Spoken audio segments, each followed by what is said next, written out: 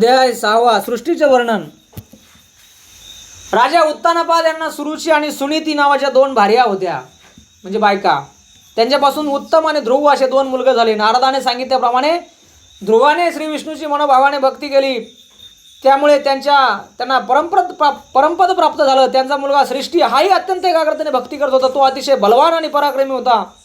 यांची पुढे वंश परंपराही अतिशय उज्ज्वल होती. त्यांची नावं प्राचीन बर्ही, दिवंजय, रिपू, चाक्षुष, मनु, रुरु, अंग, वेण अशी होती. त्यापैकी वेण हा देवाला मानत नव्हता. धर्माबद्दल त्याच्या मनात काही आदर नव्हता. त्याचे मुनीने हनन केले, त्यावेळी त्याच्या अस्थींच्या मंथनातून निषाद हा जन्माला आला. मुनींच्या आज्ञेप्रमाणे तो विंध्याचलावर गेला. वेणाच्या दक्षिण हंत मंथनाने, दक्षिण म्हणजे उजवा हात, पृथूचा जन्म झाला. हा पृथू महान असा विष्णू भक्त होता. त्याने अतिशय पुण्य वाढवले. त्या पुण्यामुळे वेणाला स्वर्गाची प्राप्ती झाली. पृथ्वीने प्रजाच्या कल्याणाकडे पूर्ण लक्ष दिलं आणि पृथ्वीचं पालन केलं. पृथ्वीला अंतर्धान नावाचा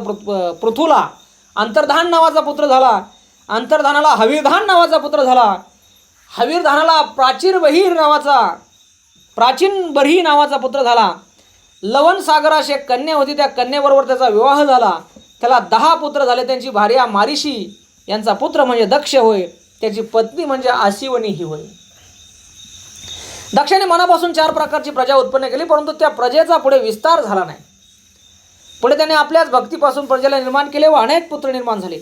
एके दिवशी त्यांना नारदाकडून आत्मज्ञानाची जाणीव झाली, त्यामुळे ते वनात निघून गेले.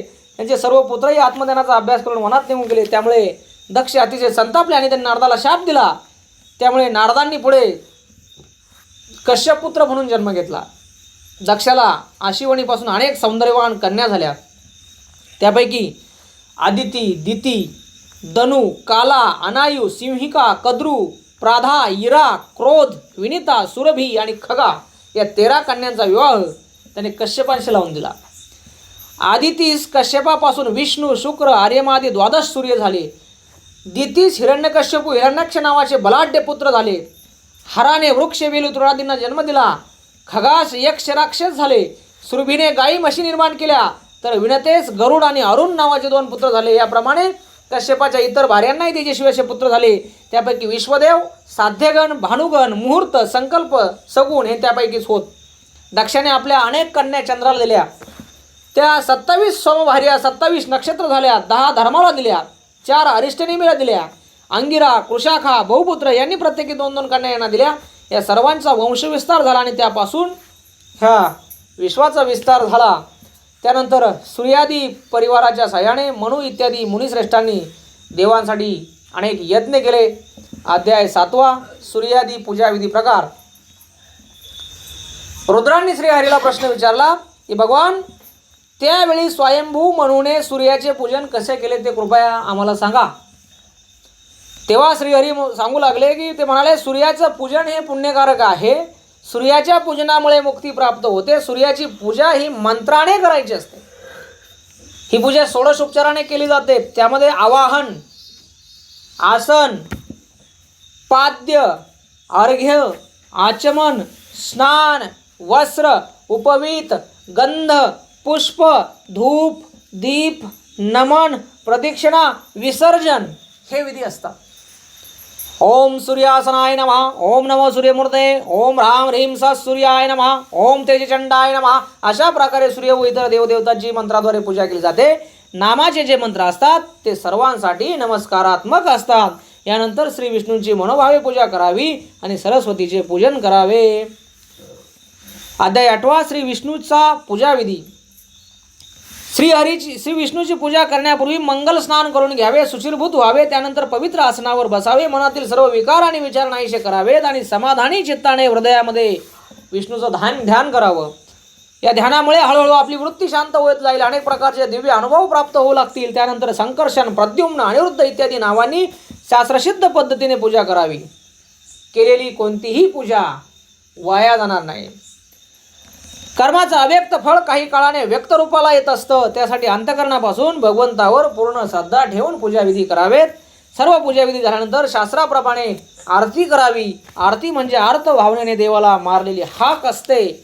अध्याय 9 वैष्णव पंजर.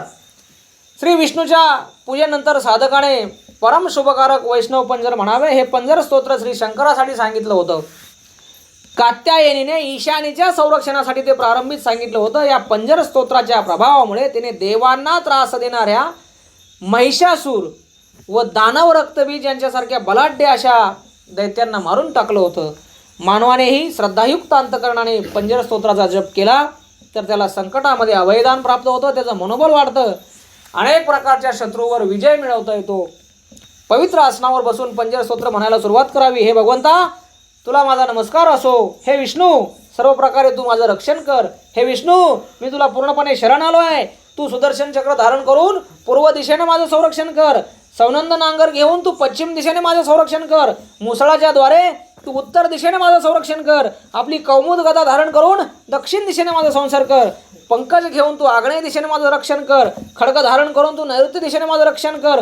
वैजयंती माळा कंठभूषण वत्सचिन्ह धारण करून वायव्य दिशेने माझं रक्षण कर. हे प्रभू, तू गरुडावर बसून आकाशात माझं रक्षण कर. हे कमल नयना, तू रसा तलातही माझं रक्षण कर. सर्व प्रकारे सर्व बाजूने तू माझं संरक्षण कर. हीच माझी तुला नम्र प्रार्थना.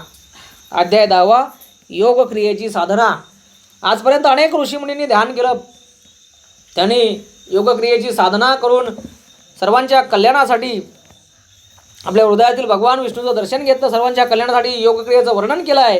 योग साधना कशी करावी याचं मार्गदर्शन केलं आहे. पद्मासन घालून साऱ्या चित्तवृत्ती अंतर्मुख करून ध्यानाला आरंभ करावा. हृदयात भगवान श्री विष्णूचं ध्यान करावं आणि तो विष्णू सर्वांचा ईश्वर आहे, अनंत आहे, जन्ममृत्यू रहित आहे.